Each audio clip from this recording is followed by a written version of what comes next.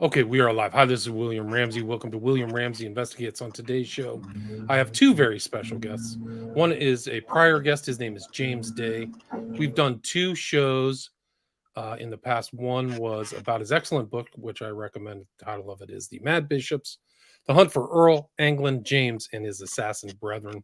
That's a recent book. And then we talked about also his documentary about David Ferry. So we talked for 90 minutes that time, a really great conversation.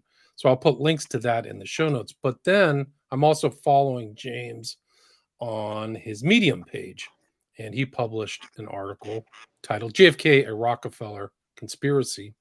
And it popped up his book, but also this book that I hadn't read before, hadn't seen. It's called The Clash of Dynasties: Why Governor Nelson Rockefeller Killed JFK, RFK, and Ordered the Watergate Break-In to End the Presidential Hopes of Ted Kennedy.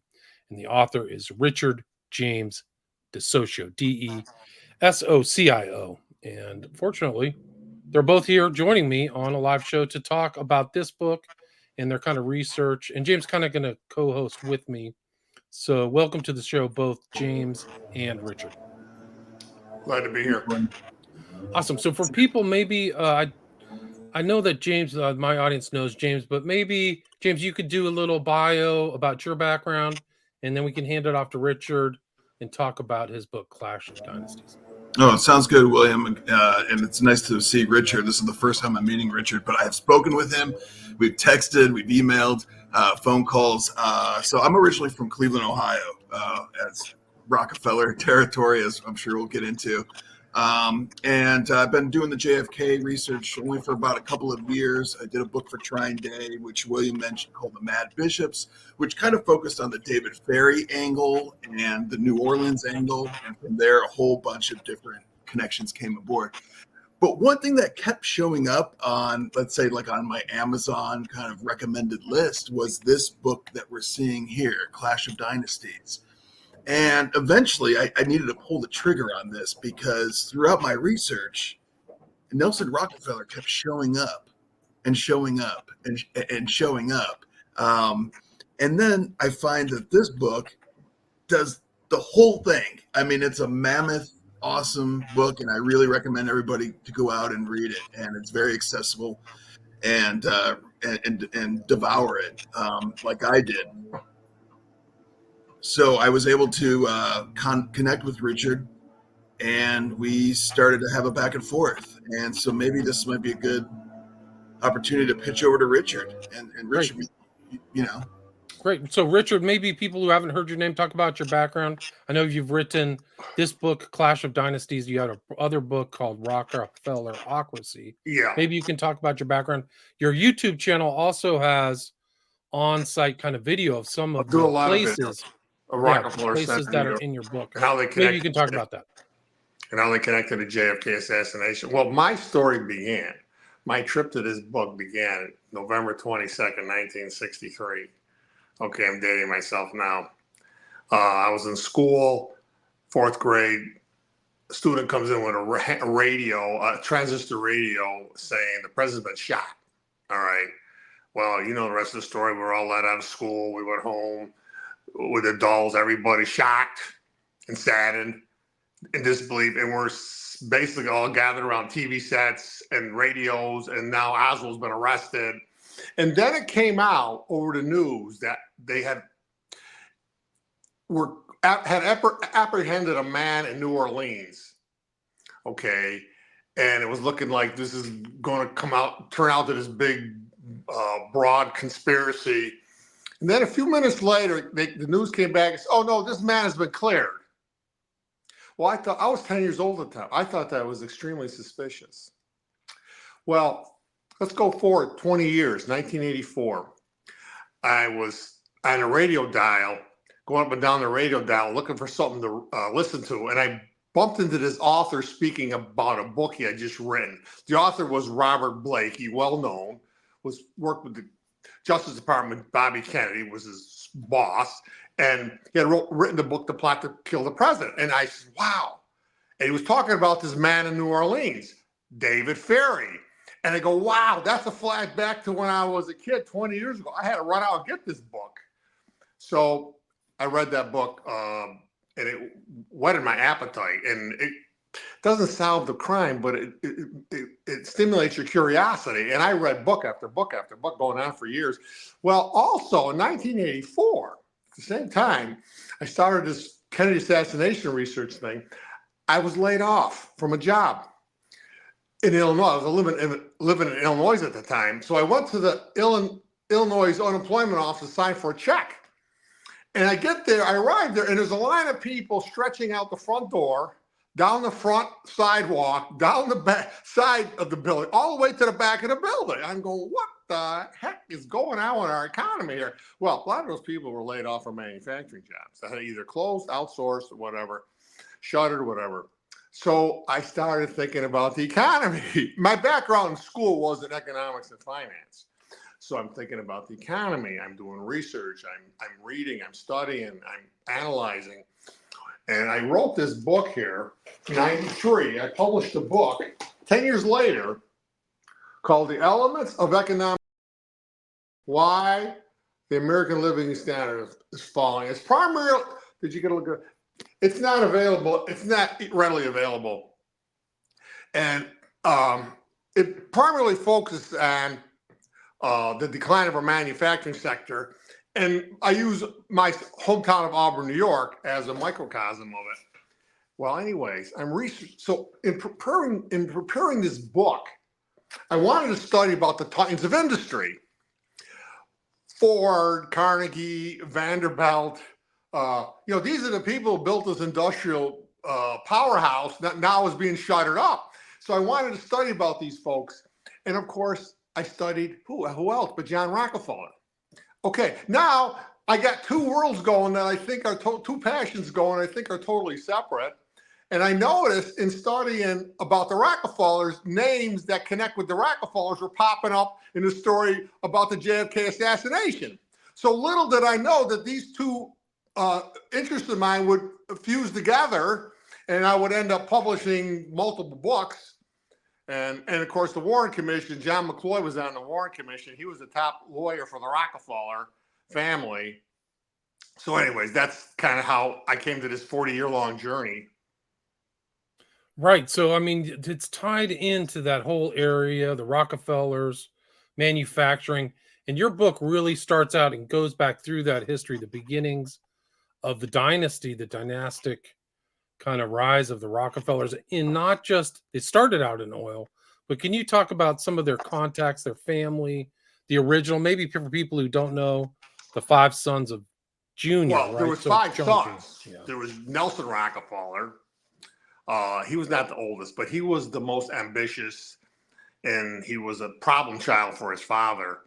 The oldest brother was John Rockefeller. Of the five brothers, these were grandchildren now of John Rockefeller. Of the five brothers, there was one sister, was David, who's the banking czar, and there was Lawrence, John Rockefeller II. Now, John Rockefeller II and Nelson had bad blood, all right, because John Rockefeller II, when John Rockefeller first died, when John Rockefeller II died, he turned the Rockefeller Foundation over to John Rockefeller III. And Nelson was bitter about this. He always wanted to run the foundation. And, the two brothers later in their life, the last few years of their life, they didn't speak. David Rockefeller wrote about it in his book Memoirs. And then, of course, they both, he died. John Rockefeller III died in a traffic accident going to their country estate in Pocantico. And then Nelson died in the arms of a much younger female. And then there was Lawrence. Lawrence was head of he ran Eastern Airlines.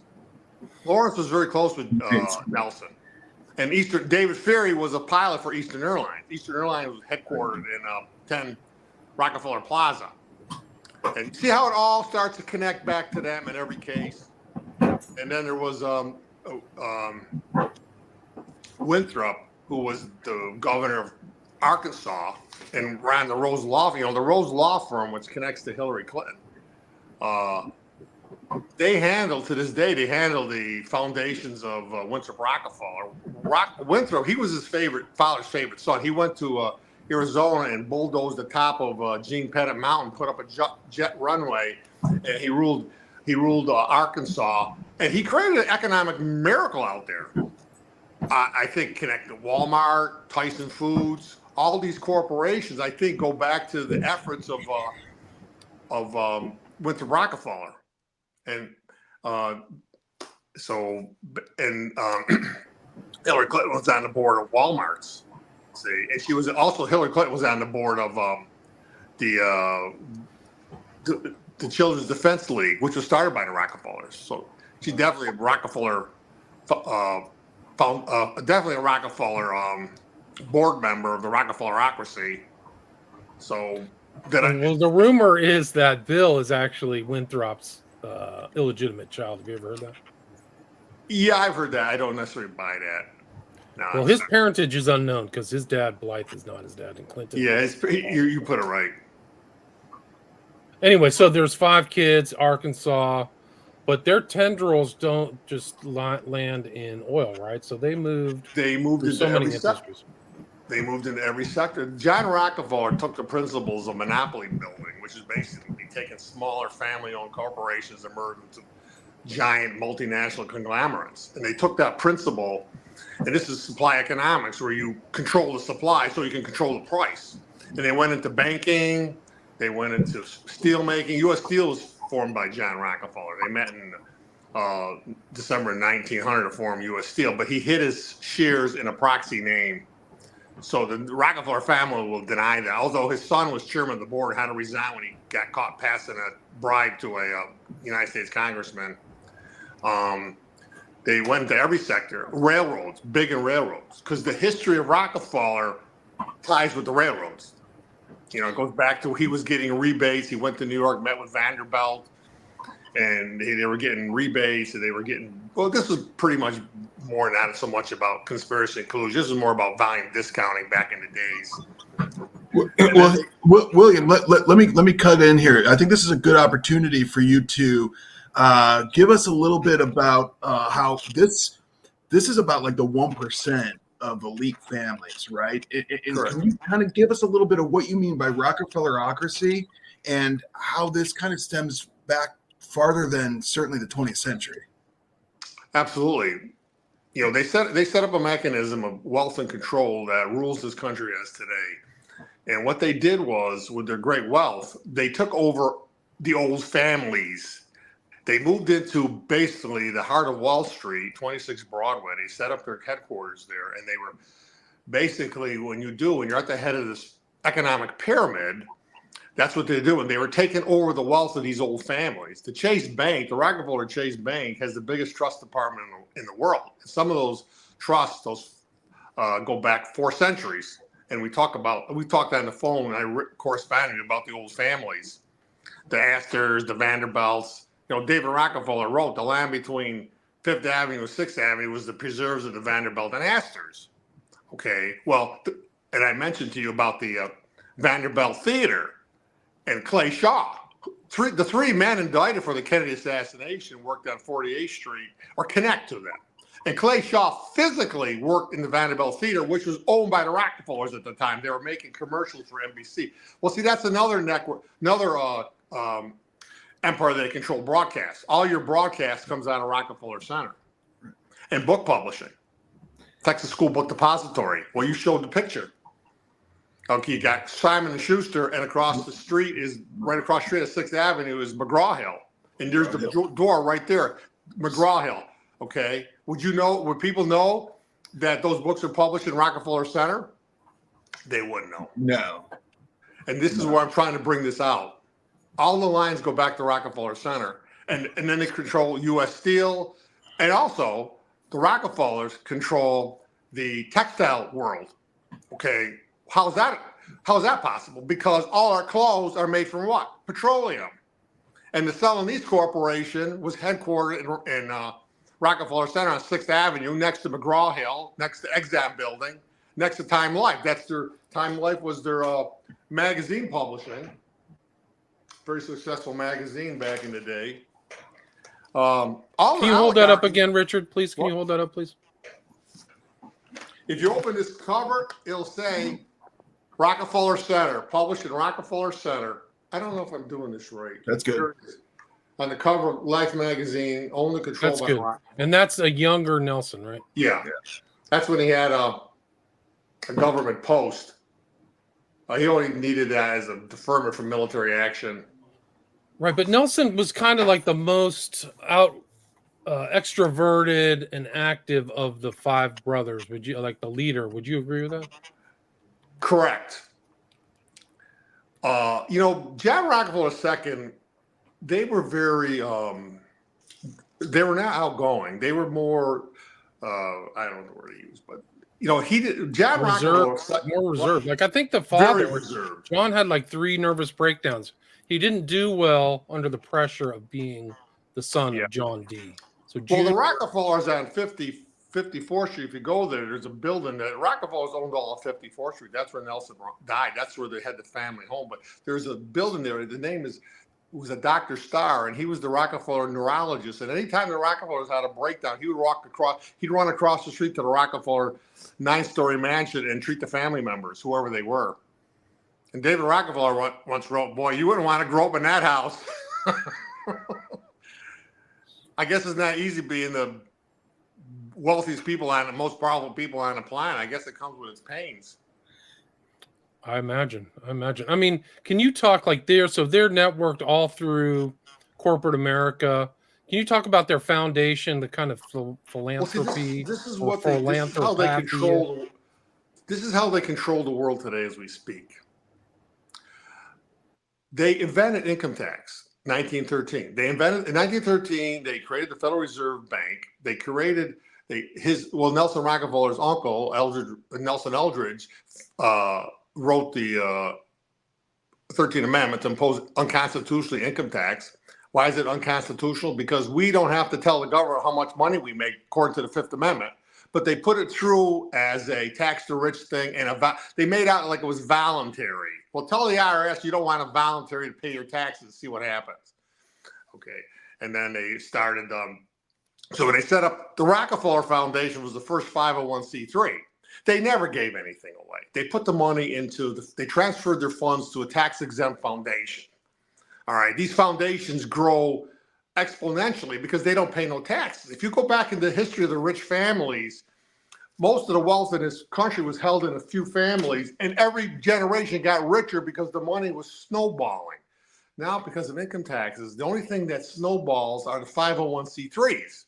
Now, what the Rockefellers do, in these 501c3s are all sorts of financial goodies. They're full of common shares of stock, millions of shares of stock. And every one of those shares of stock has a voting right associated with it. So if you have a series of a network of foundations that you control, and you have all these shares of stock in them, you can control any corporation in the country and beyond.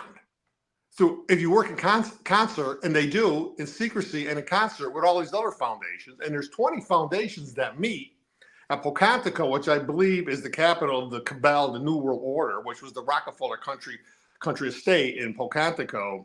There's 20 foundations that meet there. Most significantly is the John and Catherine MacArthur Foundation, which financed the 1619 project. But now MacArthur, Roderick MacArthur, was mentioned in Warren Commission testimonies as an associate of George Morency's when he was down in Mexico. And Roderick, he was the heir to one of America's biggest fortunes. The money was made out in Chicago originally in the insurance business. And he's mentioned as an associate of George in his testimony, Warren Commission testimony. Are you saying George de Mohrenschildt? George Morency's. I just call him George Morency's. As was the closest associate in the days and months leading up to the JFK assassination. He was associated with Roderick MacArthur in Mexico.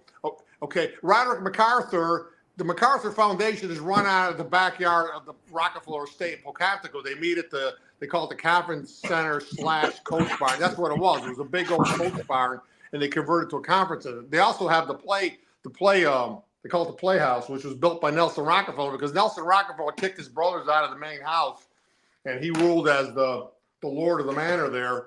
And you see this book, okay, Prospects for America.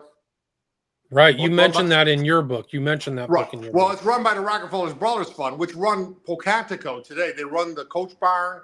They run the playhouse. That's where they meet. And the house itself, the main old house, Kykut, is now a museum. I've been there. But the back part of it, the coach barn, and they also have the Rockefeller Archives, which is across the street. Well, I say across the street, but this is a big area. But it's so hidden. When John Rockefeller died, he said all the files are going to be open and transparent. Well, you have to search to find the front door to the Rockefeller Archives. And I found it, and I pushed the button. I said, I want to come in and do some research. Oh, you can't come in here. Send us an email. And we have fast turnaround. Yeah, but what that means is the Rockefeller screen all the information. They filter all the information. End of story. And all this stuff is surrounded by miles and miles of chain link fence. There's nothing open. You go to Pocantico, they don't want fences on the southern border, but you go to Pocantico, everywhere you see is a fence and a wall. But they can have fences and walls, but we can't. I'm sorry to preach. No, I think it's important, Richard. I think the audience should know how de Mohrenschildt connects to the Rockefellers. I mean, this is really, really important. Okay, you want to see some documents? Okay, I'm sorry, I'm not well organized here today. I'm going to show you some documents. There's one doc. I hope I can find the other one. We're talking George de Mohrenschildt, the White Russian petroleum engineer, right, who befriended Lee Oswald in Dallas. Correct. But I don't use the name. I don't use the name de Mohrenschildt. I don't say D. I just say Mohrenschildt because D just means the. Now here's a document here. This is from the Warren Commission report, right? It's called document 533. It's out of the Warren Commission. The Warren Commission saw this document. Okay, the 533 was put together by the FBI because George Mohrenschildt was under FBI surveillance as a suspected German agent during war years and the few years following. But I'm going to read you second paragraph. Letter dated April 1941. That was before Pearl Harbor, right? Van Mohrenschildt gives his address here, New York City, and it mentions here K. Meidel. Now, K. Meidel was Constantine Meidel. They were from an old German dynasty, two family dynasties in Germany. And this Meidel actually spent 4 years in incarceration. He was incarcerated by FDR on suspicion he was an alien agent. No trial or nothing. And then it says fax film. It gives an address here, 3360th Street, which I've been starting to do some research on address, but that's another story. New York City. Now it says here, quote, mentioning getting necessary letters from Nelson Rockefeller. This document puts George Mohrenschildt, Oswald's closest associate in the days and months leading up to the JFK assassination, and Nelson Rockefeller in the same type sentence. Is that suspicious? And that's not the end of the documents I have. Here's another one here. This is from the FBI. You're not going to be able to read it, but I'm going to read it for you. It says here, if you read it, if you turn it on the side, it says here, it gives a number. That's George Mohrenschildt's case number. Okay, this dossier, it says Mohrenschildt's Jersey Van. And I'm going to read this. It's a transcript of a telephone call. Okay, I telephoned RA to notify Mr. Listen to this. I telephoned RA to notify Mr. Nelson Rockefeller about this alien who, according to Mr. Duhar, is trying to get a position with Mr. Rockefeller. There it is. Another sentence. There it is. It's George Mohrenschildt's file. It mentions here George Mohrenschildt's right here. It gives his case number, Mohrenschildt's. Okay. And it gives it again here. It's stamped as dated 1942, received 1942, dated stamped. There's two sentences, FBI documents that contain George Mohrenschildt, who was Oswald's closest associate, and in the same sentence with Nelson Rockefeller. Is that not? No, wait a minute. That's not all of it was, because de Mohrenschildt isn't. He's there, but he's also on this Park Avenue, Fifth Avenue social network, right? Everywhere.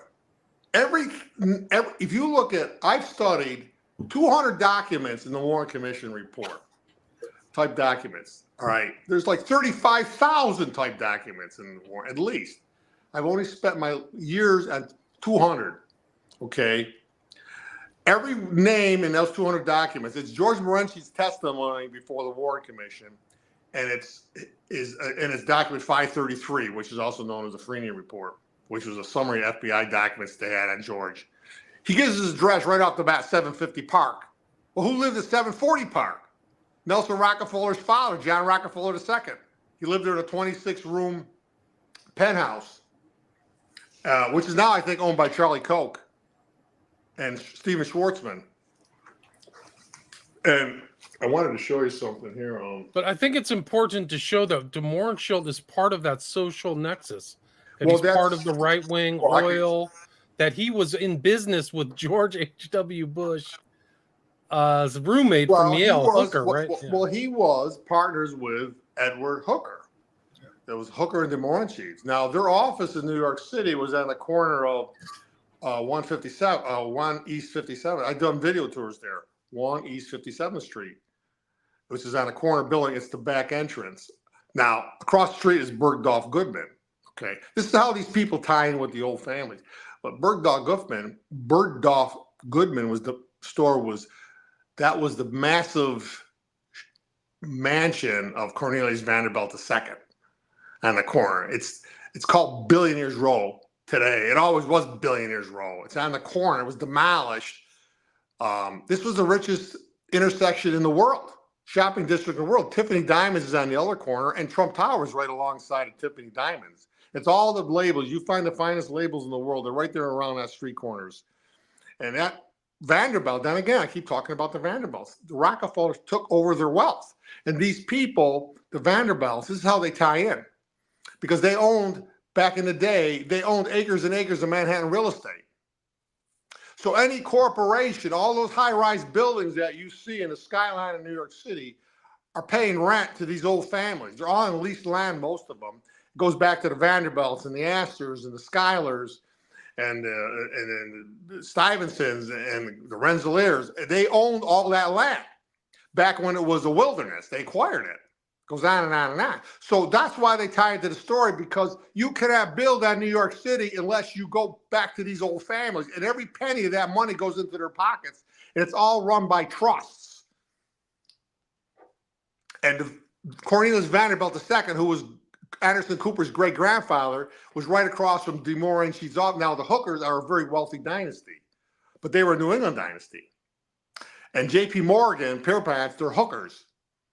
Pierpont was a hooker. They founded the city of Hartford. Now, of course, J.P. Morgan is one of the founding cornerstones of Wall Street. And Edward Hooker, okay, these are the founding cornerstones of our financial economy. And Edward Hooker, well, he says that, and George mentioned that he went to work for, oh boy, the name slips me. Well, it was a big stock exchange. Brokerage for Merrill Lynch. Yeah, he went to work for Merrill Lynch.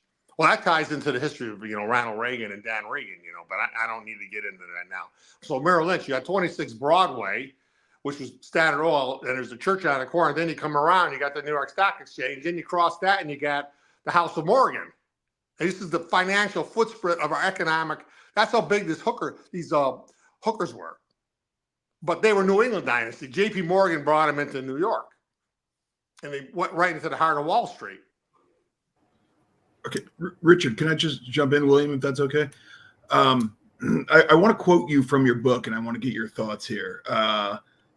First off, you thought John III, who was the father of Nelson. John II. I'm sorry, the brother of Nelson, right? Yeah. You said he founded the Population Council to improve the state of humanity by curbing birth rates. Correct. Can you? Well, they were the backers of Dr. Mengele, Rockefeller Foundation. They were one Mengele's, if I'm pronouncing it right, Auschwitz. Well, the Rockefellers built Auschwitz. Hitler was a creation of the international capitalists, German capitalists, and Rockefeller and Henry Ford and the Watson family of IBM. They go on and on. They were backing Hitler and the Catholic Church. Pope Pius XII, the Rockefellers got him the Pope's job. That's another story. Ties to U.S. Steel, but that's another story. And they were building up Adolf Hitler to fight the spread of Bolshevism. they wanted Hitler to destroy. That's why they built him an Artem to go in and destroy Stalin and stop the spread of Bolshevik communism. And of course, the Catholic Church, don't forget, the Catholic Church had to fight some serious battles, especially in the Spanish Revolution. But who saved them in part was Adolf Hitler. That's why the Catholic Church, they were pretty much worshiping at the altar of Adolf Hitler. Now, Adolf Hitler was created in the International Building of Rockefeller Center because you had the Axis power. You had the Japanese, you had the Italians, the Italian building, and you had the French. Well, the Vichy French were part of the Axis power. And you had the British building. Well, part of, some of the British, a lot of British people supported Hitler. Neville Chamberlain, for one. See, this was all there. And Rockefeller International Building in Rockefeller Center was originally going to be built to be the Third Reich building in honor of Adolf Hitler until the hostilities of the war. And then you have Ivy Lee, who was the first, he was basically the corporate public relations man. He was the dean of corporate public relations on Madison Avenue, and he was the corporate public relations man for the Rockefellers. And of course, he worked with Hitler and Joe Goebbels. See, and there was a congressional investigation into him about his ties to Hitler, and he was found dead. End of investigation. All congressional investigations tied to the Rockefellers. There's no way around it because it's their government. Did I talk too much? No, I'm just muted. So you see these connections overseas with the Rockefellers, but their social connections to so many of these other people, like so the Population Council, but also the CFR.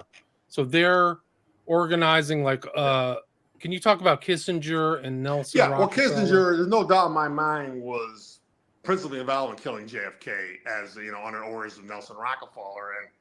And Kissinger, CFR definitely ties. CFR was founded by the Rockefellers, even though they might not own up to that.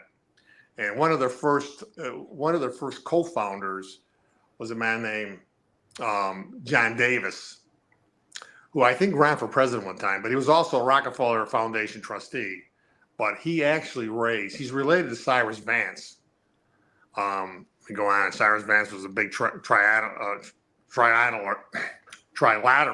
which was an organization founded by David Rockefeller and Brzezinski, who was Carter's Secretary of State. But this book here, then again, and going back to Kissinger worked with the Council on Foreign Relations, but the Council on Foreign Relations was funded for a period of time by the Ford Foundation, Rockefeller Foundation, and Carnegie Endowment. All three of those foundations were represented on the Warren Commission. Okay, John McCloy was chairman of the Ford Foundation, had an interlocking trusteeship with the Rockefeller Foundation. Alan Dulles was on the Ford Foundation, but stepped down when he took over the CIA. But his more significant brother, John Foster, was for 15 years chairman of the Carnegie Endowment for International Peace. It all ties to the Rockefellers. So why are these foundations that finance CFR sitting on the Warren Commission? Was that Lyndon Johnson's doing? I don't think so. Right. And John J. McCloy isn't just some random person. He is a family friend of the Rockefellers. He's kind of like a graft in, a talented guy. They all knew, right? He's a non-blood. He's a non-blood family member, and he's almost like a Kissinger or something else. He was the first Kissinger, yeah, something like that. But go ahead. He became, I think, the overall Lord, whatever the title was for once they conquered Germany or something. McCloy was there. Yeah, he was. So if you were kind of like not one of these elite blue bloods, if you saw the Warren Commission, you'd be like, oh, there's a bunch of powerful, well-educated people. But if you were a blue blood and you saw John J. McCloy sitting on there, you'd know right away the fix was him. They threw a party in his honor, John McCloy. President Reagan showed up. It was a whole list of dignitaries. I think the Chancellor of Germany. See, John McCloy was on the High Commission of Germany, so a lot of these elite Nazis, National Socialists, industrialists, McCoy pardoned them all. These are the people who built Auschwitz along with the Rockefellers. All right, McCoy pardoned them all. The only people they really executed most of them were lower down the ladder. But the elite ones, the elite German industrialists, no, they were all pardoned by John McCloy, and they were Rockefeller business partners. See, Auschwitz was started it was started as a slave factory they were making tires there. Ties in with Farben. Was IG Farben. IG Farben. IG Farben. See, Henry Ford's son Etzel and Walter Teagle, who was president of Standard Oil, were on the board of IG Farben. They were making a Xylon B, the Xylon gas. Xylon B, yeah. Xylon B. Yeah. So I mean, but it all ties in because Teagle and Edsel are all in the social circle, Fifth Avenue. Kissinger's 100th birthday was somewhere on Fifth Avenue, if I remember. Oh, sure. This is barely within the last couple of years. And all the bigwigs came out and celebrated him as a real kind of... Kissinger's rise to power started with this book. He was one of the people. His name is right here. Kissinger, you probably can't see him. It says Henry Kissinger. Take my word for it. It's the Prospect for America book, yeah. Right? But this is just a summary. This is but Kissinger was put in charge of the sector. There's a whole bunch of them, but he was put in charge of international security. Okay. That's why he was national security advisor. Now, that position was started by Nelson Rockefeller when Rockefeller, Eisenhower got elected. The Rockefeller sent him out of Washington. He is the most absentee president in history, not Joe Biden. And the Rockefellers, they got rid of him, and the Rockefellers' brothers took over Washington. You know the old saying, when the cat's away, the mice take over the band? Well, they were running Washington. Anything happened during the Eisenhower years, especially anything nefarious, goes back to Nelson Rockefeller and his brothers. And Kissinger, well, anyways, Nelson Rockefeller was made chairman of a committee to reorganize the executive branch of the federal government. And then Eisenhower left the city. And they set up they did a lot of things, but they set up this office of the advisor to the president of foreign issues. Okay. Nelson had the first job. And then they changed his national security advisor. And Kissinger held that job for many years. So the national security advisor, this is a tip-off. If you want to know what's going on with the Rockefellers, the national security advisor is the go-between between Washington, the White House, and the Rockefellerocracy. That's the go-between. Now, right now, it's Anthony Blinken. Now, I could go on and on and on, about Anthony Blinken and Donald Blinken. If you want to hear it, I could go on and on about his father, Donald Blinken. You want to hear it? Well, how the Rockefellers run the world as we speak? Let's if you don't mind, there's a quote that I would like to get. It kind of gets to the heart of the JFK thing, and I want to quote from your book here. Page 315 on the Kindle.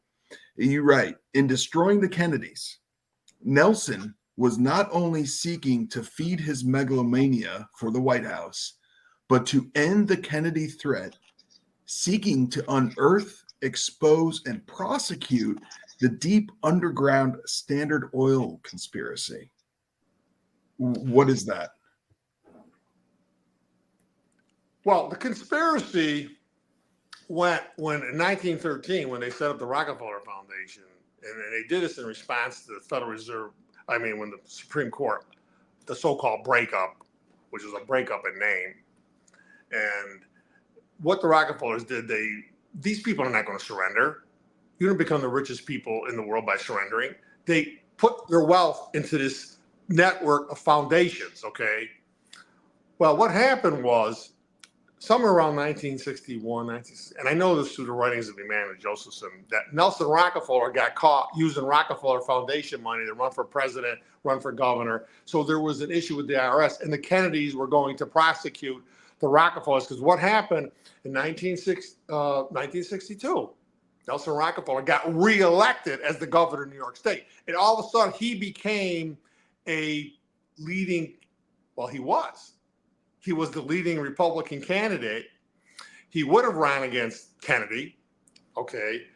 The Kennedys were going to destroy Nelson Rockefeller as a candidate. They wanted to derail and destroy his run for the White House.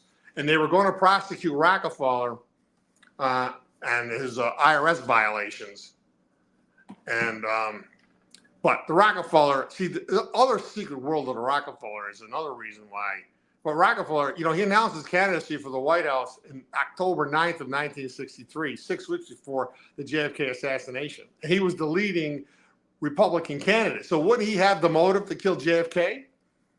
And so you see all these documents with Rockefeller's name in the same sentence with George Marinsky's. This is the guy with the motive. You don't brush this stuff off. Oh, that's nothing. It's old information. No. It goes on and on and on, right up to 1963, his connections with George. But did I answer your question? I kind of get it. There's so much to the story. But you see what happened was one of the main reasons Rockefeller killed JFK was John Rockefeller, Henry Ford, Andrew Carnegie, and the titans of industry. They were involved in a violent battle against organized labor. They had the private detective agencies. They were hiring goon squads. They had mafia characters involved. They were trying to break the back of organized labor. And, take the case of Colorado and the coalfield war, iron and coalfield mine. The Rockefellers were responsible for killing 200 people. And then they became terrorists because the Rockefellers battled the unions and the strikers at the factory gates and the mine gates, but the strikers kept coming. So the Rockefellers said, okay, we're going to become terrorists. We're going to kill your wives. We're going to kill your children. We're going to kill your mothers. And that's what they did at Ludlow. They mounted machine guns on armored cars and went in there and opened up in 10 cities, killing 19, not strikers, but family members. They were terrorists. And they never paid any price for this. And who knows how many other people they killed in connection with Oregon. Well, you had the Battle of Blair Mountain. They did the same. They mounted machine guns on railroad cars and opened up on 10 cities. They had become terrorists. And still the strikers kept coming. You organized labor, one time you go back into the golden age of the Titans, they had no blowback at all. They ruled as authoritarians. And then when the unions came along, they were costing these Titans a lot of money. And they were not going to just lay down and let people walk over them. No way. Of course, the history of Henry Ford and organized labor. The battle, the overpass where the goons went out and beat up people. I believe Henry Ford was also involved. They were forming roundtables to break the back of unions. So this is what Bobby Kennedy was doing. He was digging into, I got his book here, page 6.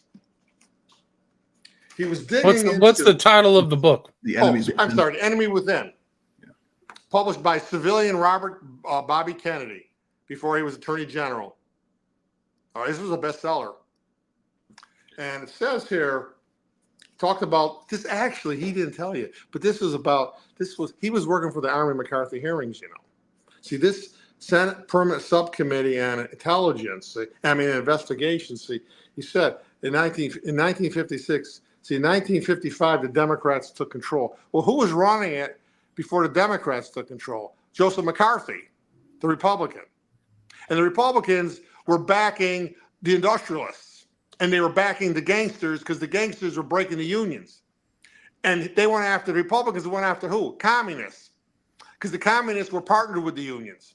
So when the Democrats came in, who did they go after? They went after the gangsters. So he mentions here Albert Anastasia. All right? Now, when this book was published, he didn't say that. Albert Anastasia was murdered in 1957 while getting a shave at the corner of 7th Avenue and 56th Street, which is right around the corner from Nelson Rockefeller. Nelson Rockefeller had a private office on 55th Street, which they used to call the unofficial capital of New York. That's only 3 blocks away from Time Life Building. And his death there was not by coincidence, because Emanuel Josephson wrote that Joseph Adonis, this was murder. This was Murder Incorporated. These guys were killing for the elite Protestants, for the Rockefellers. He mentions Albert Anastasia. All right, they had the famous hit on Joe the Boss Masseria, where it was Albert Anastasia, Bugsy Siegel, Charles Luciano, Albert Genovese. They went in and they killed this. He was eating Italian food and they went and shot him. Right. Well, how do we know about that? Because of the testimony of Joe Valachi. See, they were killing these gangsters, Murder Incorporated. They were killing. They were contract killers. Who's paying them? The Protestant elites, the elites who control America's banks and corporations, the Rockefellers. And Joe Adonis, according to Emanuel Josephson, Joe Adonis, he was there with the hit squad that killed with Albert Anastasia.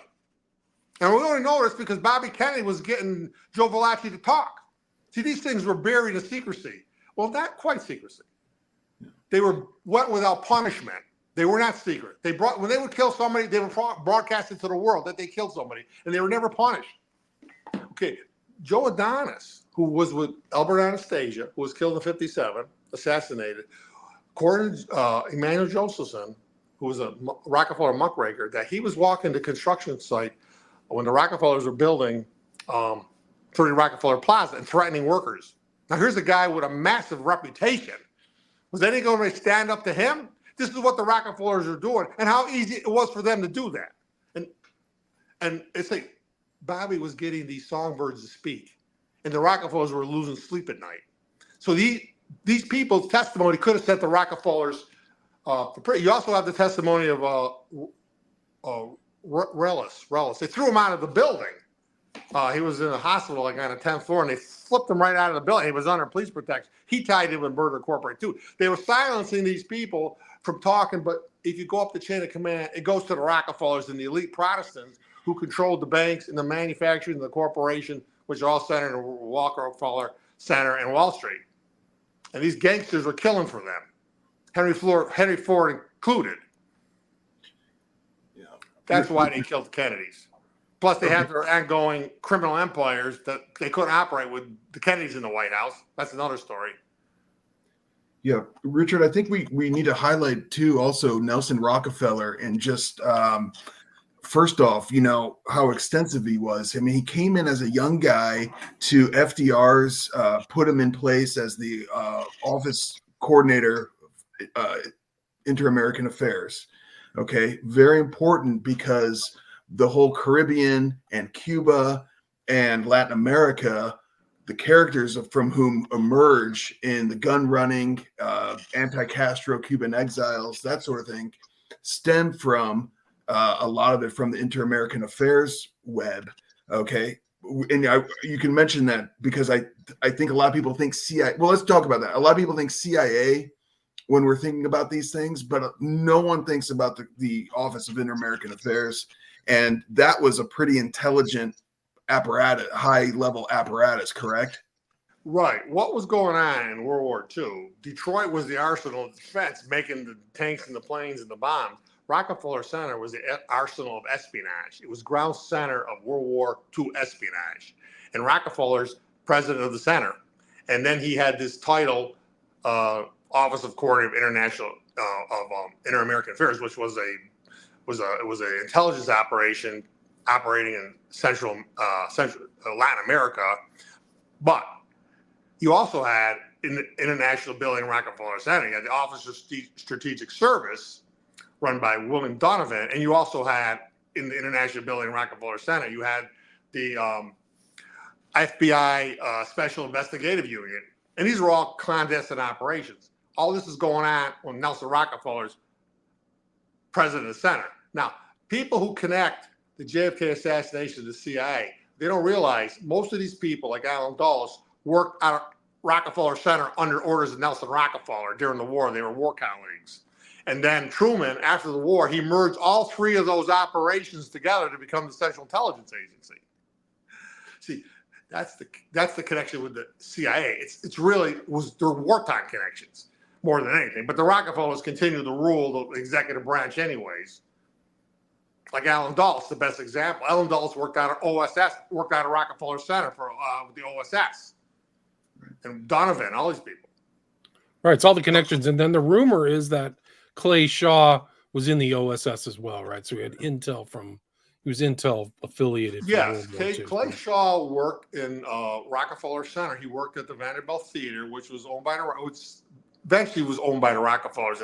NBC made a broadcast. They produced plays for radio broadcast, and Clay Shaw was a thespian. He ran a company of actors that were working out at the Vanderbilt Theater. Now, NBC, of course, headquartered in Rockefeller Center. See, and Clay Shaw also worked for Western Union at Rockefeller Center. And of course, if you know the history of Western Union, Vincent Astor. Well, they had the Roosevelt Astor spy ring, and they were listening in on cablegrams and probably telephone calls. Who knows what these guys were doing? And Vincent Astor was on the board of Western Union. This, of course, this was all the forerunner to the eventually evolved in telephone technology.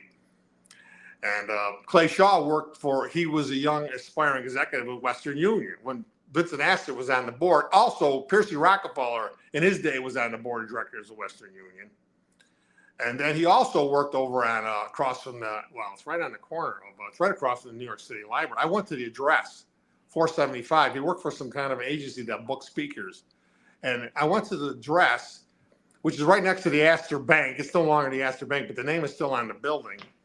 And it was, this was back in the day, this was like Astor Square, Astor Center. And there was a building there, 470, this was on Fifth Avenue. You know, this is all owned by the Astors and Vanderbilts back in the day. Yeah. All right. And I went to the building, and they had scaffolding on the building. And whose name was on the building? Tishman. Well, Tishman is today part owner of Rockefeller Center. So there's always this constant connection with the Rockefellers. But Richard, there's also another connection with Clay Shaw because of the International Trade Mart down in New Orleans directly connects to the Inter-American Affairs workings of Rockefeller down there. Correct. Well, you read that article. I said you, I'm sure you did. Yeah.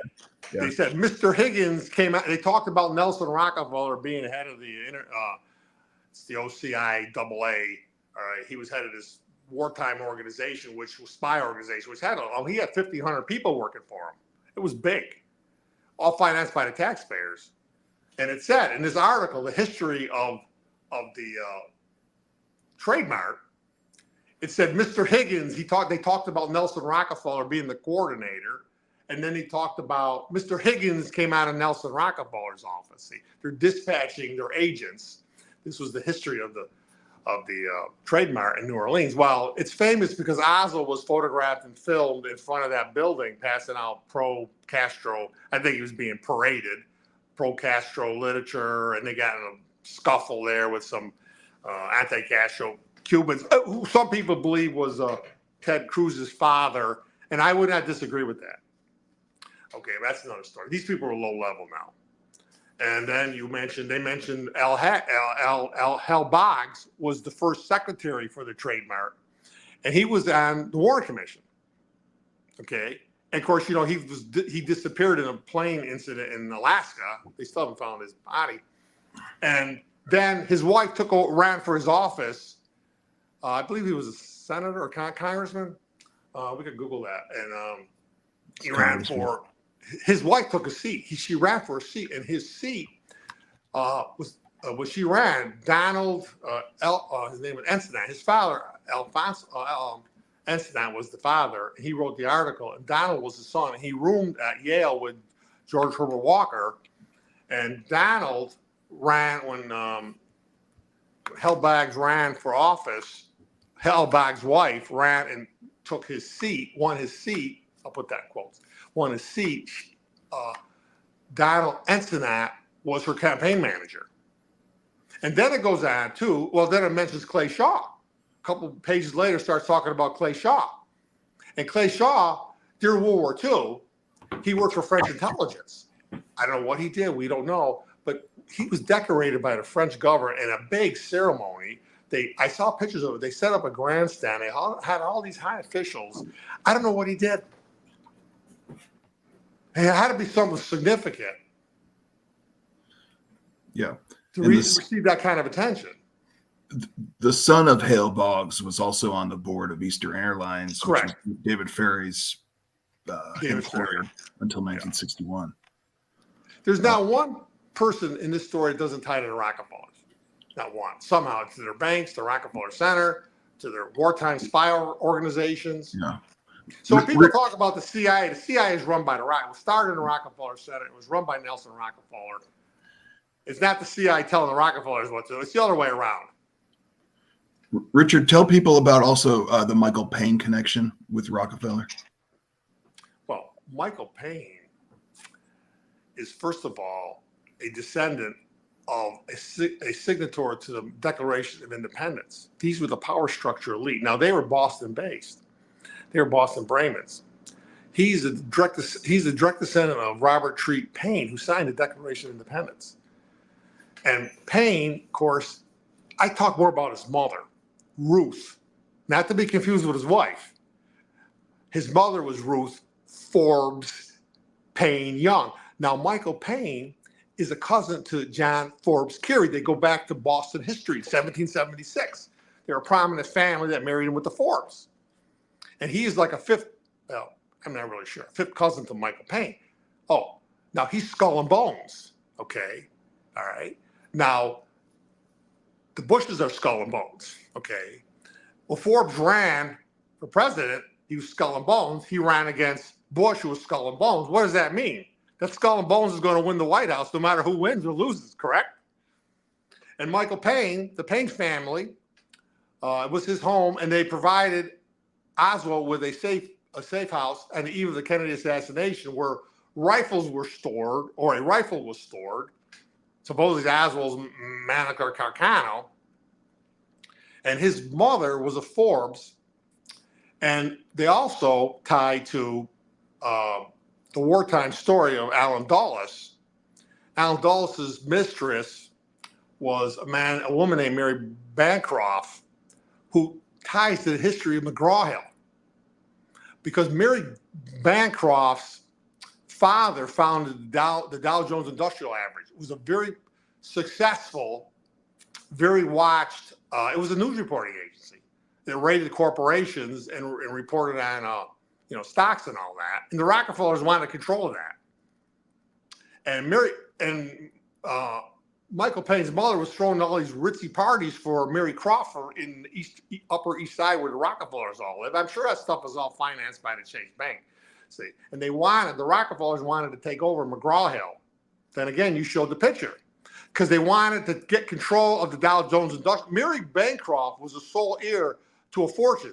The Dow Jones Industrial Average was founded by her father. The Rockefellers wanted control of that, and they did. McGraw-Hill got control of it. It's right across from NBC, right next to Exxon, right next to Time Life, right next to Celanese Corporation. Goes on and on and on. Right next to News Corp. All comes out of Rockefeller Center. And Mary Bancroft was the mistress to Allen Dulles, and they were involved in a plot to kill Adolf Hitler. Oh, they don't think that's suspicious that these people are connected to people who tried to kill a world figure, world head, Adolf Hitler, head of state? That doesn't, you've got experience in killing world leaders, and you don't think that's suspicious, and they ignored it all? They almost succeeded.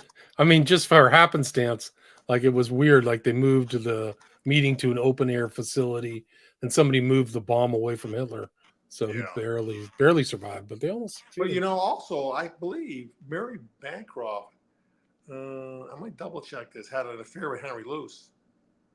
She was Henry Luce's mistress too. Of course, Time Life is right next to McGraw-Hill. Right, it wouldn't be surprising, right?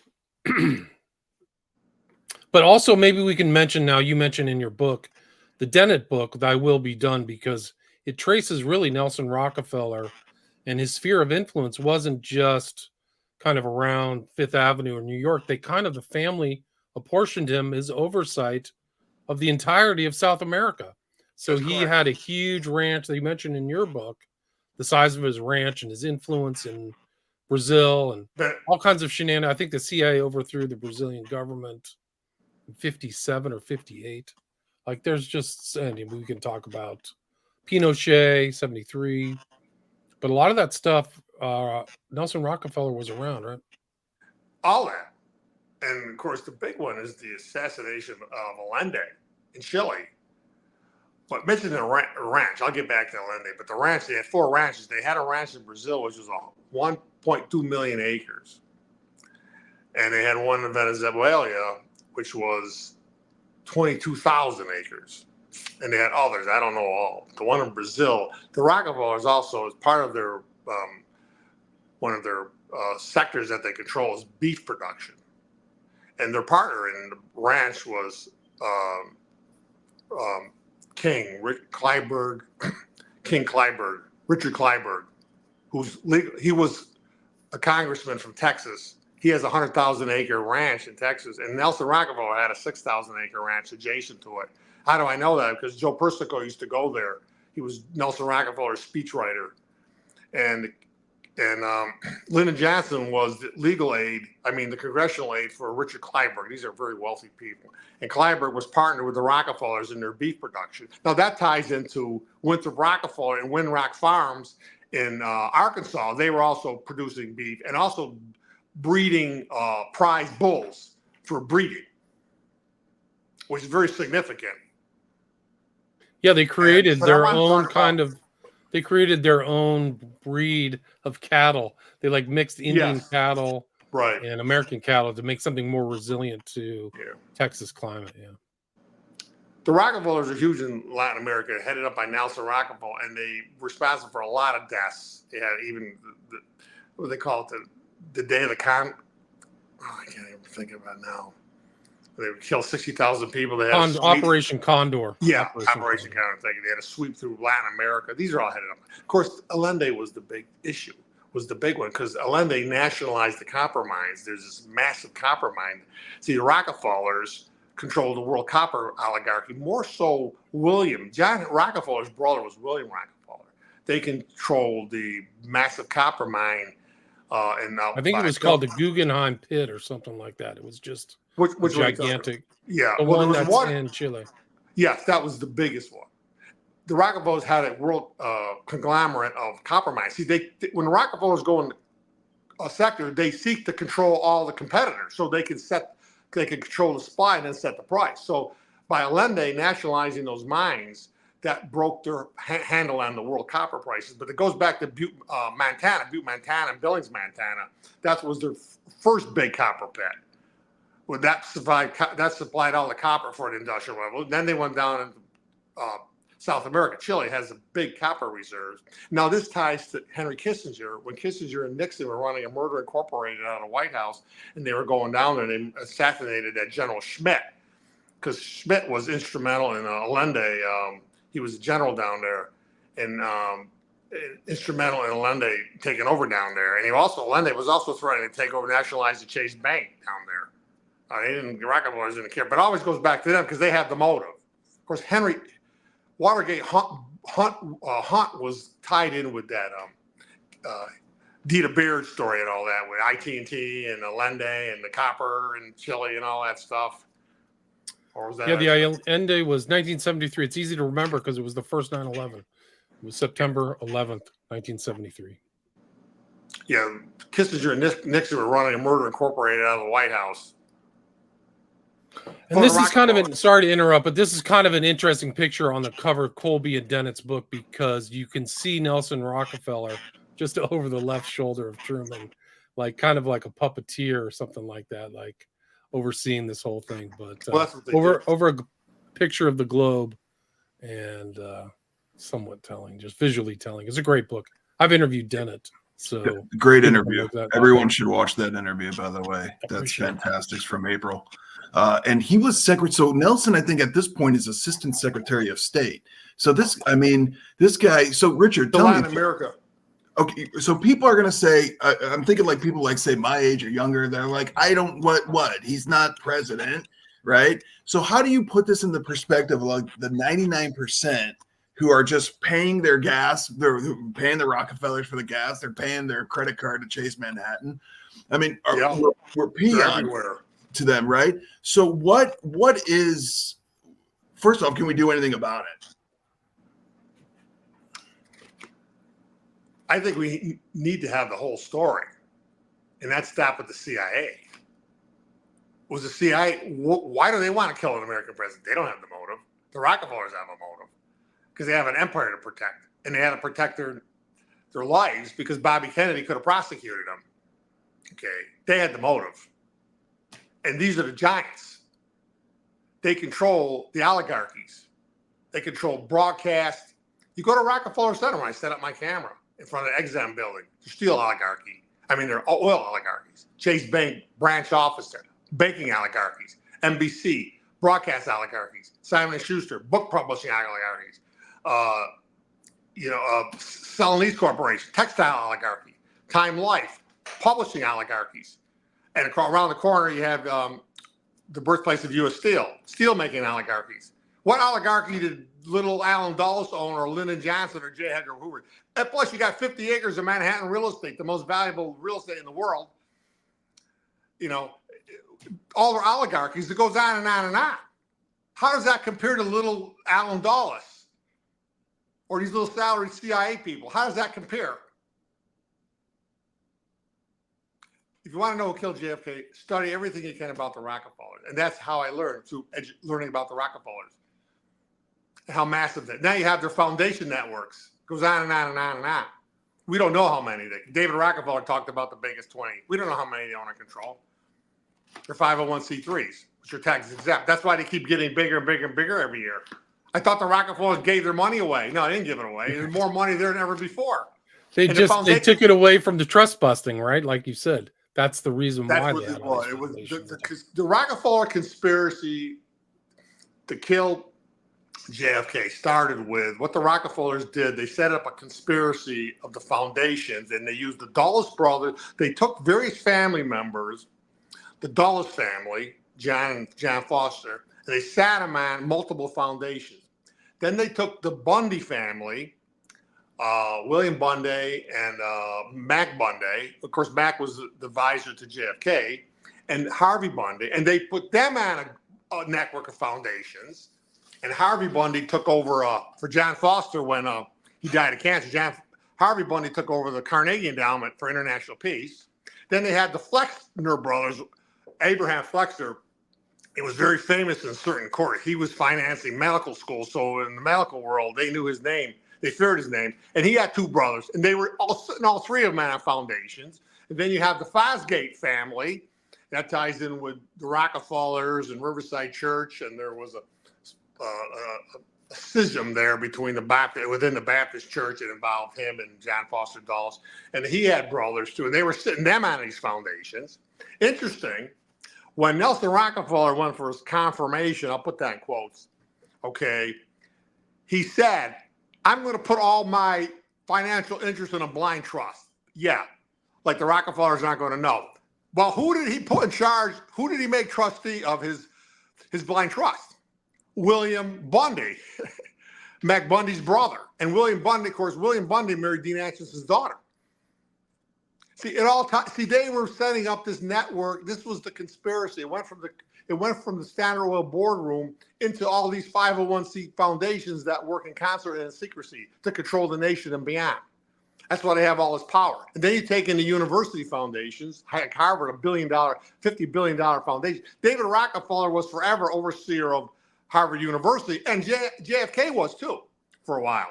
Well, these rich people bought these trusts. They bought these directorships and trusteeships on these colleges. And then in the case of the Rockefellers, they're sinister. They're always got an angle going to take over these things. See, they move and they give money, and the next thing you know, they'll give $1 million to take over $1 billion foundation. That's how they operate. That's what you're doing at the top of the economic pyramid. If you want to talk about the octopus of control, this book itself, Charlotte Dennett told me this was privished. So it was purchased by Simon & Schuster, a Rockefeller company, and then they refused to publish it. So they took it out of the market for decades. And it's only been like they had to wrest it back, or something happened with the agreement. I don't know when they're going to come. I think they had some yeah. Well, I'm telling you, they had to have an agreement or some type of thing that went on that they had to get it back from Simon & Schuster, and then it could be published legally. They had to get some kind of copyright back. So that's how serious they were about controlling information like this. So it's a great book. Check it out. I've read it. Well, talking to the audience. I'm talking to the audience. We are at the 1 hour, 10-minute mark. Is there anything you'd like to add, James? I mean, we have questions if you have another 20 minutes, but if you have anything you'd like to kind of. I do think we should mention, Richard, tell us. So we've established, I mean, we're all over the place, but I think we've established the connections, certainly with Oswald as the patsy, and how that connects with the Rockefellers through Mohrenschildt, through Michael Payne, the befriending of Oswald, to Oswald's Oswald's dwelling in Dallas, and the befriending there. But also, we should mention the Civil Air Patrol and David Ferry. And can you talk about the Rockefeller connection there? Yeah, well, you got to understand the Germans were sinking Standard oil tankers off the coast of the United States, and they did tremendous damage. And of course, the government was trying to hide the truth from the people. So naturally, the Rockefellers had to take it. Don't forget, the Rockefellers created Adolf Hitler. Now they created a monster. Now they had to work to put this monster down. They lost control of him. And they created this civil airport. David Rockefeller went to work for the mayor as an intern. Well, when the Rockefellers are an intern, they're barking orders to the mayor. Well, that's Emmanuel Joseph always jokes about that with it. And he set up the Civil Air Patrol. No. So I think that's important. I think you need to restate that. So David Rockefeller is interning for Mayor LaGuardia, correct? Correct. 1942. Mayor LaGuardia was part of or head of civilian defense during World War II. And David Rockefeller is in the office next to him. So who do you think is barking the orders? Because they're protecting Standard Oil boats. They're protecting New York Harbor and beyond. They're protecting the East Coast from Standard Oil boats and other boats being sunk. So why would the Rockefellers not have a role in this? So David Rockefeller, if you read his book, he said he started the Civil Air Patrol. It's nothing he would lie about. And then David Fury, there's pictures with David Fury and Oswald in the Civil Air Patrol. And then the Texas school book depository was owned by Byrd, D.H. Byrd. He was like a captain in the Texas Civil Air Patrol. So but then again, it always goes back to the Rockefellers. It always goes back to them, even the Civil Air Patrol. And Lawrence Rockefeller, Richard. And Lawrence Rockefeller, too, at Eastern Airlines. That's right. Lawrence Rockefeller was head of Eastern Airlines. Now, there's a huge history there. But then even look at the activities against Cuba ties back to the University of Miami, right? Well, the University of Miami was built up by who? It was built up by Alexander Graham Bell, his fortune. Well, then again, it ties to the telephone network. Western Union, Western Electric, AT&T. John McCloy was on the board of AT&T when he was sitting on the Warren Commission. And Alexander Graham Bell used his fortune to build up the University of Miami. His son-in-law was the boss of Miami University. His name was Fairchild. And the activities against Cuba came off of a place, I think they call it JM Wave. It was a piece of land owned by Cuba. I mean, a piece of land owned by University of Miami. Okay. And they were using that for reconnaissance. They were taking Civil Air Patrol and Navy blimps. They were all operating out of that to guard the coast. Then again, another connection. And that JM Wave was what they used to launch. That was pretty much a ground base for their activities against Castro to destroy Castro. It was a reconnaissance base owned by the University of Miami, which was built up by Alexander Graham Bell, and his son-in-law Fairchild was the boss of the board down there, using Graham's the fortune, and they were using these. See, that starts to tie into the death of James Reagan too. That's another story I don't have time to get into. That ties to Jack Ruby and Henry Crown, and then again, it all goes back to Rockefeller Center. It's a story goes on and on and on. It's a million-word story, and so it's a story that almost has never not been told yet. One of the things that I was surprised to hear is that the Rockefeller family had some kind of gargoyle room that you saw, yes, where they held rituals. Can you talk about that? Yes. When I went to Pocantico, I went down, and they take you down into this like grotto, dark. It's a round room with gargoyle faces, dark, gloomy.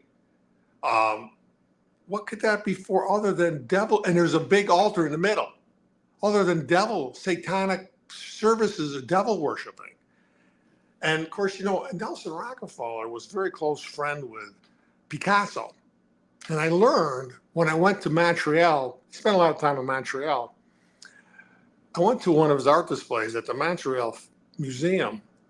Picasso was, can I say devil worshiper?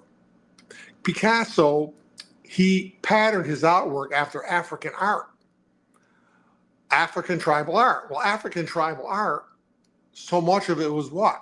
Either to propitiate the devils or ward devils off or become friends with the devils to make them friendly. That his art was inspired by devil worship. And Nelson Rockefeller adapted all that art. They had this devil worshiping grotto. What else could it be than that? And this ties to the death of Michael Rockefeller. See, Michael Rockefeller, I believe, it's funny because, you know, he died in Papua New Guinea. And, you know, it came up in the news the other day, Papua New Guinea. Did you hear it on the news? When Clinton, Yes. I do Biden recall said that. his uncle was eaten by cannibals, and the president of Papua New Guinea got all bent out of shape. We don't have cannibals. He didn't want to disrupt the tourist trade. Well, Michael Rockefeller, he was not killed by cannibals, but he went there, and he was sent by Harvard University. The whole expedition, Nelson didn't want his son to go there. He knew what the story was. They had discovered this big copper deposit in Papua New Guinea, and Standard Oil and some Dutch companies formed a company to extract it, to explore for it, develop it. And Harvard University let this expedition, which included Michael Rockefeller, to go there and kind of capture the history of this tribe that the Rockefeller is about to obliterate. Okay, it was they call what's the word I'm looking for? I'm sorry. There were like totems or something. They went to go get anthropology, School of Anthropology. We could talk more about that and how it fits into this Rockefeller conquest of the world. It was Harvard University. Well, Michael Rockefeller, he was satanic. He went there and he was buying shrunken heads he was putting up money for shrunken heads. He was collecting shrunken heads. This is a story. He was going to visit these lost tribes to get shrunken heads from these people. So what are you doing? You're paying people to kill other people to shrink their heads. Okay, he drowned it. He didn't listen to take advice. And I don't get his whole story. They said he was eaten by cannibals. Well, they said that in the book That Will Be Done. Not true. Not true. He drowned it. He was not eaten by cannibals. Okay. I could go on and on about his death, but he was driven by devil worship. When he was raised in his devil worshiping grotto by his father, what did he expect? But he did come back with some fabulous pieces of primitive art, which are on display at the Metropolitan Museum. And if you're that's another Rockefeller connection, right? All the elites are all over MOMA. Well, Nelson Rockefeller. Excuse me, just a second, Richard. Do you know if there are pictures of this kind of gargoyle room that you saw? Are there pictures? I tried to get up there. Went up there last year, a couple of years ago, with my high quality camera, and I happened to go there during the week. Now they're only going to do Sundays, and then they were questioning me about my camera. Well, you got to get permission to take that camera in there. Well, hey, I could have done it with a cell phone. I didn't need that high quality Sony camera, so I didn't get in. And I got to get back there to show you a picture of this room. Now maybe you can Google all over, because a lot of people go in there. It's part of the tour. Interesting. And we haven't even talked about the World Trade Center and all the occultism associated with that. That's, you know, the common kind of term they used for the World Trade Center was the two towers was David and Nelson, right? So they really were something else. Yeah. Well, they built the World Trade Center. David Rockefeller initialized its progress. He got it started. They used the Port Authority, which has another history with the Rockefellers. But we could go on and ever. And then Nelson Rockefeller agreed ahead of time to lease thousands of square yards of the World Trade Center to put state employees there. See, that's how these people operate. They did the same thing when they built Rockefeller Center. And of course, the CIA was in Building 7.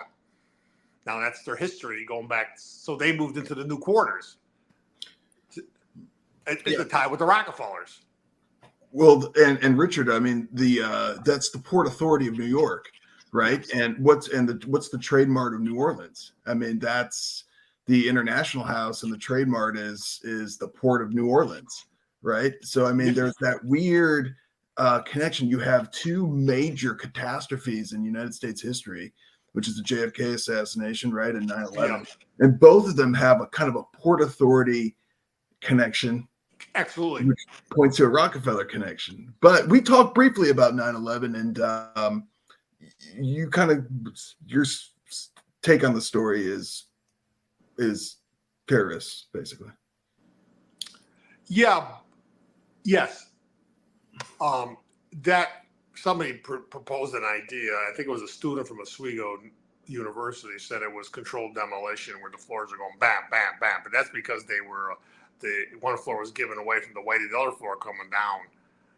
David Rockefeller watched his creation go down when he was in the room 5600 at Rockefeller Center. But I think their meddling goes back to what happened in the Middle East when Clinton, under National Security Advisor, Berger, right? They were bombing over there. The Rockefellers are bombing. They're the bomb masters. What does Clinton know about bombing? All he's got to come from the Rockefellers. I don't know what all their agenda was. That's what's stirring up that hornet's nest over there. So indirectly, they were involved in it. And those guys, they're fanatics, to say the least, and they were going to strike back. So if there's a Rockefeller role, it goes back to their bombing over there. Remember, Clinton authorized cruise missiles to strike their bases, and that stirred up the hornet's nest. And they came back and struck at David Rockefeller. People around the world know more about the Rockefellers than we do. Yeah, study them. In this country, they only teach you that they're philanthropists. I'll put that in quotes because they published the books. Yeah, but okay, hold on. That there was a quote. There is a question here. I think it's very important because it gets into RFK real quick, and I think we should touch quickly on Saran. Thank you, William. Yeah, hotel where RFK was killed, owned by same fam as Dallas trademark. No, that is a beautiful question, and the hotel where Bobby was killed was the Ambassador Hotel. This gets into a huge story, and it ties back to Bobby Kennedy's book, The Army of McCarthy Hearings. Okay, the Ambassador Hotel was owned by the Shine family, who owned the Shine theater chain. Okay, and Gerald David Shine was one of the lead characters in the Army of McCarthy Hearings, along with another man named Robert Tenbrook Stevens. Okay, he is related to the old family. He's also related to the Dulleses. They're related to the old landholding, the original landholding families that go back to the New Netherlands and the Dutch rule. Very wealthy. His best friend was Gerald David Shine. Both of them were lead characters in the Army of McCarthy Hearings. And Gerald David Shine's family owned the Ambassador Hotel where Robert Kennedy was assassinated. They owned the theater chain, but they had other real estate holdings. Now, this ties to Chicago and Henry Crown and Jack Ruby and the murder of James Reagan and Leon Cook, which all connect to Jack Ruby. Bobby Kennedy was opening the death of James Reagan. James Reagan ran the race wire.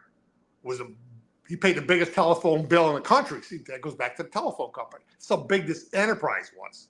Of course, he was killed by gangsters. He identified his killers. One was David Yaris, who was Jack Ruby's best friend. Well, supposedly Henry Crown gave the order for this killing. Now, Henry Crown, owns his family owns part of Rockefeller Center. It always go back to Rockefeller Center. And Gerald David Shine's sister Renee married Henry Crown's son. His name slips me right now. And the Crown family is also on the board of the Chase Bank, and they're part owners of the New York Yankees with Steinbrenners, and part owner of Rockefeller Center, and part owner of the Hilton Hotel chain. We could go on and on and on. And they were also part owner of the Flamingo, which Bugsy Siegel did. That goes back to this book, Albert Anesthesia. And Renee Crown, of course, goes back to Syracuse University because at Syracuse University, they set up the Shine Student Activity Center. Now that is across the street. If you go across, this is a new building. If you go across the street to the old campus, there's a big old building there. And if you look all the way up to the top of the building, you'll see Archibald Hall. Archibald Hall. School of Language. Well, who's Archibald? Archibald was one of John D. Rockefeller's closest business associates. He got mentioned in his memoirs. He was a major player in the history of Standard Oil. And then if you go behind that, you got the Carnegie Library. And if you go into the Carnegie Library, there's sculpture in there by a woman named Anne Huntington Hyatt. And Huntington was involved with Rockefeller, but he was more involved in the railroads. And see, the universities were built up by these industrial. Excuse me a minute. I'm getting too worked up here. I'll be right back. Hang on a second. Okay, no problem. James, do you want to take some questions? There's questions here. Yeah, Let's see. Let's go over some. I have an answer to one, which was the Henry Ford question. Didn't Ford put a copy of the Elders of Zion in every Model T he made, or is that a myth? I don't know that. I did find that. And well, talk about in the Mad Bishops that yes, he did do that. Yeah, this is Henry Ford the First. I don't know. I never got into that really. He was very anti-Jewish. That's why he was pro-Nazi. They owned IG Farben. They ran the board of IG Farben, making the Xylem B gas. See, that's another reason they killed the Kennedys, because Bobby Kennedy was digging in people's backyards, the Rockefeller backyard, and they didn't want this coming out about how much they supported Adolf Hitler, and they're really partly responsible for the Holocaust. Okay, I got another question here. John B asks, JFK's EO 1110, if it hadn't been effectively reversed, how would it have impacted the Rockefellers? I'm not sure what that is. Do you know, James? Do you know what I'm not. You'd have to tell me. I'm not off on that. Yeah, we did. In the meantime, though, we can address. We'll stick with the RFK real quick. There's a comment here. The lady in the polka dot dress was the Saran trigger. Quickly mention Desi Arnaz and where Saran worked, Richard. Well, Sirhan worked for a ranch called the Corona Ranch, which was partly owned by Desi Arnaz. Now, Desi Arnaz was a very anti-communist. He was from an old wealthy family from Cuba that his family founded Bacardi's Rum, and they made a fortune there bootlegging, because a lot of that Bacardi's Rum was coming into America. These were top selling liquors at the time, top shelf liquors. People were paying huge premiums to get them. And then he got pushed out, and then the family got pushed out. Well, it's like kind of an uprising there. I don't know the whole history. There was a revolution there, and he got pushed out. So he was always anti-communist. And of course, I believe Sirhan worked at the Corona breeding ranch. See, I believe that the Rockefellers had this massive program, completely blacked out. We might call it MK Ultra. It was super secret. And they were developing Manchurian candidates to kill political figures. All right. And I believe Oswald was part of that program, and Sirhan and Squeaky Fromm. Don't forget, Squeaky Fromm pulled a gun, an automatic, on Gerald Ford, President Ford, and she was only like 10 inches from his heart, and she failed to pull the trigger. So I believe this MK Ultra program was orchestrated by the Rockefellers. They were doing most of their experiments in Montreal. That's why I go up to Montreal. I've done videos at it. It's owned by McGill University today, which is run by who? The Bronfman family, the bootleggers. Okay, they're bootleg. I was just there. Bronfman headquarters, which was ground center for the bootleggers during Prohibition, is now managed by McGill University. See, they were the board directors of McGill. So all these gangsters were taking over universities with all the money they made for Prohibition pop. But the Allen Institute was doing these experiments. We'll see, eventually these experiments got to be taken out of the laboratory and deployed throughout the country. And I believe all these, Oswald, Sirhan, they were being controlled by this MK Ultra experiment. And I think Charles Manson was part of the deployment, because remember, Charles Manson was using LSD. Charles Manson did not directly kill anybody. Okay, he did not directly involve himself in killing in the Manson Tate Lamianco murder. He ordered people to kill. Wasn't that what MK Ultra was all about? Ordering people to kill. And then also, I mentioned this address here about 60th Street, where George was, he had his little business going there. That was the headquarters. That was like a school for psychoanalysis research and studies. That would fit in with MK Ultra. Would it fit in perfectly? Yeah, no doubt. And there was I think Colgate had a Manhattan office, it's kind of downtown that Jolly and West worked at. Like there's all kind, and there's Colgate, upstate New York, where you're at, right? So there's a real nexus point in that New York area. There's no doubt about it. Wally asked you, I just purchased the paperback. The hardcover is not cheap. How big was the first edition? When did you publish the first edition, Richard? Clash of Dynasties you're talking about? Or Rock? Or, I'm talking about Clash of Dynasties. When was the first edition? 2017. Gotcha. So it's 7 years old. Is it different than the present edition? This is the only edition. I'm working on a new edition. Okay, gotcha. It's slow in coming, though. Okay, that's Wally's question. There's another one. Either of you two can field this. John asked, it seems like many blue blood families and industrialists had problems with JFK. Was JFK not aware of the risks he was taking with his policies? Go ahead, Richard. I don't think he knew. He knew. I don't think he knew where the bullets were coming from. I don't think he understood it. Because he when he was trying to destroy Nelson Rockefeller, I think it was Adolph Burl. See, Adolph Burl is the guy who wrote. His name is on the back of his book. He was Nelson Rockefeller's point man in Latin America, Adolph Burl. Now, White was from the old families. Okay. She was related to the Rensselaers and the Van Cortlands and the Stuyvesants. She was from the old wealth. Now, they owned the air rights, according to That Will Be Done, they owned the air rights for Time Life building. Yes, but that fits. This is what I'm trying to tell you. That's why these old families come up in this story, because they own this land, that these big office buildings and these multinationals are resting on the land that these people own, and they're still collecting rent. And most of that land is at least land. See, now, I don't think, and so Adolph Burl, I think I read somewhere that he didn't know much about the Rockefellers. And he was asking this guy, to help him tell about the Rockefellers. He's going, about their families, and I don't. And I think it was not. First of all of his advisors worked for Rockefeller. Secretary of State Dean Ross, president of the Rockefeller Foundation. The Bundys, okay. Well, his father was the Carnegie Endowment, okay. John McCloy, his arms limitation advisor, Rockefeller Foundation. Allen Dulles, Rockefeller Foundation. C. Douglas Dillon, Secretary of Treasury, Rockefeller Foundation. Very close with John Rockefeller III.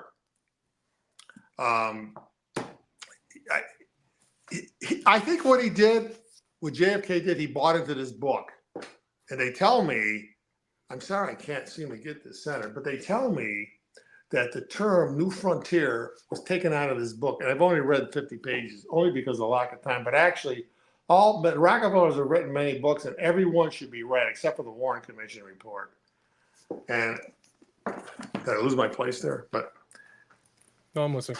Guys, we are at the 90-minute mark. Maybe we can wrap it up. James, can you tell people what you're working on, where your Medium page is, your books, and your documentary, please? Well, I'm continuing my. Oh, I'm sorry. My name's James too.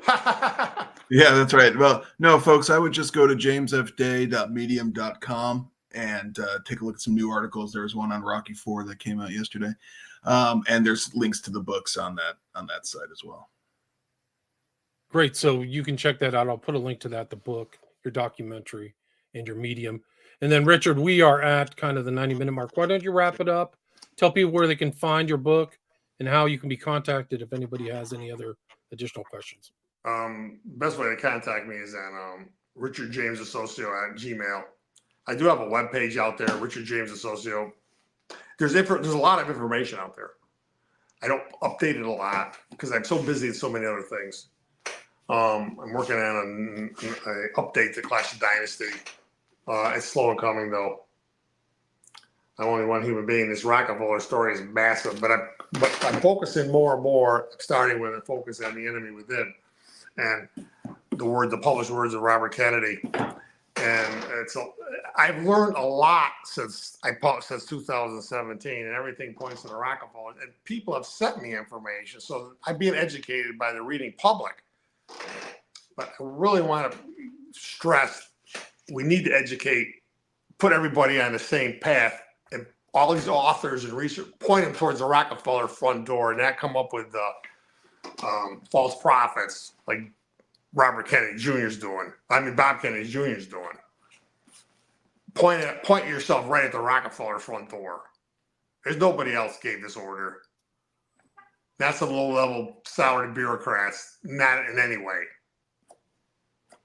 Well, Excellent. Excellent. Thank you so much, Richard. And today on the show was James Day, the producer of David Ferry, the new documentary, also the book, The Mad Bishops, The Hunt for Earl, Anglin, James, and His Assassin Brethren. Go check that out, or you can listen to that interview. And then also Richard DeSocio, last name spelled Desocio. And the title of the book is Clash of Dynasties, Why Governor Nelson Rockefeller Killed JFK, RFK, and ordered the Watergate break-in to end the presidential hopes of Ted Kennedy. So thank you both very much for your time. Really appreciate it. Okay. Good Thanks. job. All right, stay there.